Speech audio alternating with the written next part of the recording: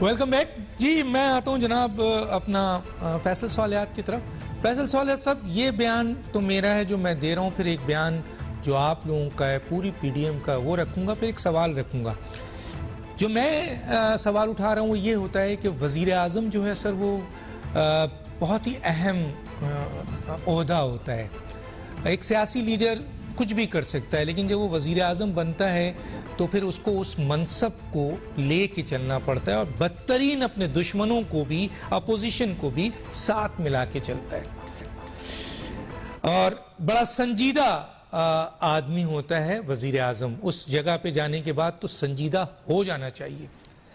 اب آتا ہے پی ڈی ایم کا یہ کہنا کہ سلیکٹر جو ہیں انہوں نے سلیکٹ کیا ہے ایک ایسے شخص کو جو اس وقت آپ کے بقول وہ نااہل ہے، ناکارہ ہے، غیر سنجیدہ ہے اور اس کی کارکردگی صفر ہے. تو سر اس کا سلوشن کیا ہے؟ ایک تو میں آپ سے یہ پوچھنا چاہتا ہوں، اور اس کے ساتھ تھوڑا سا یہ بھی بتائیے کہ وزیر اعظم کبھی کہتے ہیں کہ میں ایران کا انقلاب لاؤں گا، وہ نظام لانا ہے مجھے، پھر مدینے کی ریاست 2 سال تک کہتے ہیں، کل سے کہنا شروع کیا ہے کہ میں چین کا نظام لانا چاہتا ہوں. اس پہ تھوڑا کمنٹس چاہیے سر. ہاں ڈاکٹر صاحب، کمنٹ آپ جتنا کہیں گے اس پہ میرے خیال میں کمنٹری اگر شروع کر دی جائے تو شاید آپ کے پروگرام کا وقت ہی ختم ہو جائے، وہ اس میں مکمل نہ کی جا سکی. یہ ان کی دیکھیں، ان کی ایک ان کا ایک ذہنی کیفیت ہے ان کی ایک، جس کی وجہ سے یہ سب کچھ ہو رہا ہے یہاں پہ.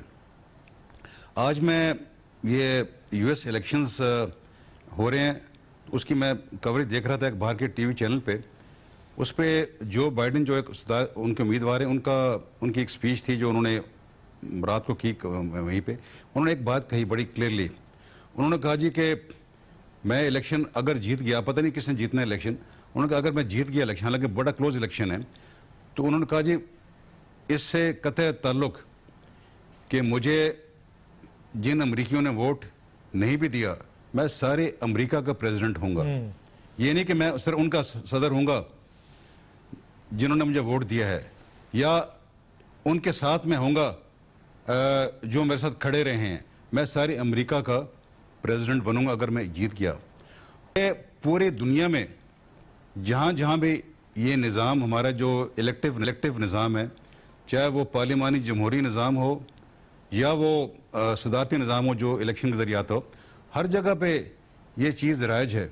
جب آپ الیکٹ ہو جاتے ہیں، آپ اپنی ذاتی، آپ کی کوئی بغض ہو، آپ کا کوئی ذاتی ایجنڈا ہو، آپ کا کوئی ذاتی مائنڈ سیٹ ہو جس قسم کی ہو، آپ اس سے اپنے آپ کو آزاد کرتے ہیں. اور یہ آپ ڈاکٹر صاحب، آپ نے جو آئین پاکستان میں جو پرائم منسٹر کا حلف ہے، جو حلف وفاداری جب اٹھاتا ہے، اس میں چیزیں یہ متعین لکھی ہوئی بڑی کلیئرلی کہ آپ نے پاکستان کا حامی اور وفادار ہے نا، آپ نے پاکستان کے بہتری کے لیے کام کرنا ہے. آپ نے کسی ذاتی ایجنڈے پہ کام نہیں کرنا. لیکن بدقسمتی سے جو پہلے بات ہوئی، یہ بات ریپوٹیشن ہوتی رہے گی، بہت سے آپ کے پروگراموں میں پہلے بھی ہو چکی ہے کہ یہ نہیں ہوا، ہم نے یہ نہیں دیکھا. یہ اپنے آپ کو اس وہ جو ایک ہے نا، ایک وہ چکی ہے، اس سے باہر نہیں نکال سکے اپنے آپ کو. یہ ایک جماعت کا سربراہ تو ہیں وہ، اس سے پاکستان کی حکومت کا سربراہ ہونے کی سطح پہ نہیں لا سکے. اور اس کے متعدد قسم کی مثالیں ہیں جو پچھلے 2 سال میں آپ کو نظر آتی ہیں، آپ کو جو ملتی ہیں. اب جو سلیکٹڈ کی بات ہے، اس میں کوئی شک کی بات ہی نہیں ہے ڈاکٹر صاحب کہ یہ سب سلیکٹڈ کہاں سے ہوئے. اعجاز الحق صاحب نے یہ اس بریک سے پہلے یہ بات بڑی کلیئرلی کہی تھی کہ یہ بھان کا کنبہ ہے، کوئی لیفٹ رائٹ فرنٹ سینٹر ادھر ادھر سے سب اکٹھے آئے ہوئے ہیں. اس کی یہ حکومت، یہ پی ٹی اے کی حکومت تو نہیں نا یہ تو. اس لیے تو میں کہتا ہوں یہ سرکس ہے، یہ بنی ہوئی یہاں پہ. اور یہ جتنے لوگ بیٹھے ہوئے ہیں یہاں پہ، اس وقت وزارتوں میں بھی بیٹھے ہوئے ہیں، جو اسمبلی میں بیٹھے ہیں، ان کی اب نظریں ہیں کہ ہم نے آگے کس آشیانے کا رخ کرنا ہے. وہ اس میں بیٹھے ہوئے ہیں، اس طاق میں بیٹھے ہوئے ہیں یہاں پہ. تو وہ کیا کارکردگی اس سے آپ دیکھیں گے. یہاں پہ آپ کے مجھے ہنسی آتی ہے, میں بات بھی کرنا مناسب سمجھتا. میں کل مجھے کسی نے کلپ بھیجا سوشل میڈیا پہ, ایک ان کا وزیر ہے, پتہ نہیں وہ کس ذہن کا آدمی ہے, وہ کہہ رہا ہے کہ اللہ تعالیٰ کے بعد اگر کوئی آدمی ہے تو عمران خان ہے. اب اس کے بعد تو بات ہی ختم ہو جاتی ہے. اس کے بعد آپ کہتے ہیں یہاں بات کریں, کسی حکومت سازی کی بات کریں, کسی اور چیز کی بات کریں, کیا یہاں پہ بات کریں, کس قسم کی یہاں پہ موازنات کیے جاتے ہیں. آپ نے بھی بات کہی کہ مدینہ کی ریاست کا بھی بات ہوتی ہے, کبھی ایرانی انقلاب کی بات ہوتی ہے, کبھی چین کی بات ہوتی ہے, ٹھیک ہے جی. کبھی کہا جاتا ہے کہ جو ویسٹرن ڈیموکریسیز ہیں, میرا جب یہ مل کے آیا اس کو, یہ پریزیڈنٹ ٹرمپ کو, انہوں نے کہا جی ٹرمپ کے ساتھ جو ان کا سسٹم ہے اس کے ساتھ ہم اتنا آگے چلیں گے, وہاں ہمیں اتنا کچھ ہمیں مل رہا ہے. پھر کہتے ہیں کہ میں اتنے سال انگلینڈ میں رہا ہوں, ویسٹ میں رہا ہوں, مجھے ویسٹ کا سسٹم سارا پتہ ہے, اور میں ویسٹ کی ساری چیزیں, اچھی چیزیں میں یہاں پہ پاکستان لے کے آؤں گا. ایک کنفیوژن ہے انسان کے اپنے ذہن میں, کنفیوژن ہے. میں تو ان سے آپ ریکویسٹ ہی کر سکتا ہوں کہ خدا را پاکستان پہ آپ رحم کریں. آپ ایک بہت اچھے کھلاڑی رہے ہیں, آپ نے سر وہ تو نہیں بیٹھے نا. اب آپ سر یہاں سوال, سر میں ایک بات سوال, بڑا دو ٹوک سوال کر رہا ہوں سر, اوپن سوال کر رہا ہوں سر. وہ تو نہیں بیٹھے, انہیں بٹھایا گیا ہے, جس دن کہا جائے گا چلے جاؤ وہ چلے جائیں گے. ان سے کیا ریکویسٹ کر رہے ہیں آپ کو؟ جس سے ریکویسٹ کرنا چاہیے ان سے کیا ریکویسٹ, کیا ان کو یہ سب نظر نہیں آنا ہے جو سلیکٹر ہیں سر, جو بھی سلیکٹر ہیں؟ ڈاکٹر صاحب میں اس سے پہلے آپ کے جو میرے پہلے جو اس کا جو بریک سے پہلے پروگرام تھا اس میں کہہ چکا ہوں, یہ بات کر چکا ہوں. میں نے ایک طریقے سے بات کہی تھی کہ ہمیں آئین کے تحت ہمیں یہ کام کرنا چاہیے. مجھے یہ بتائیے, اب جو کہا جاتا ہے کہ اگلے ہمارا حل جو اس کرائسس کا حل اگلے نئے الیکشنز ہیں, نئے الیکشنز ہوتے ہیں, اس میں پھر اسی قسم کا پھر صورتحال سامنے آ جاتی ہے, تو بتائیں کیا اس کا بنے گا.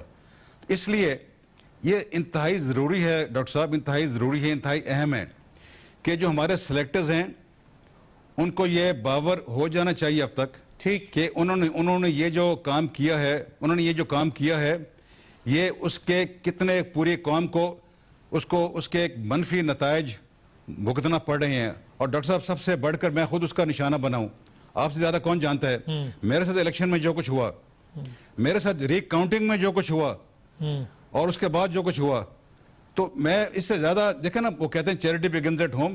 جب میرے ساتھ خود ہوا ہے 450 سے مجھے ہرا کے میرے ری کاؤنٹ بند کر دینا, اور پھر جب میرا ری کاؤنٹ ہو رہا ہو اس میں آ کے پھر میرے لوگوں کو جن کے پاس اس وقت قبضہ تھا, ہماری ضلع کچہری کے جہاں ری کاؤنٹنگ ہو رہی تھی, وہ آ کے ہمارے ان سب نے آ کے میرے لوگوں کو باہر نکال دیا.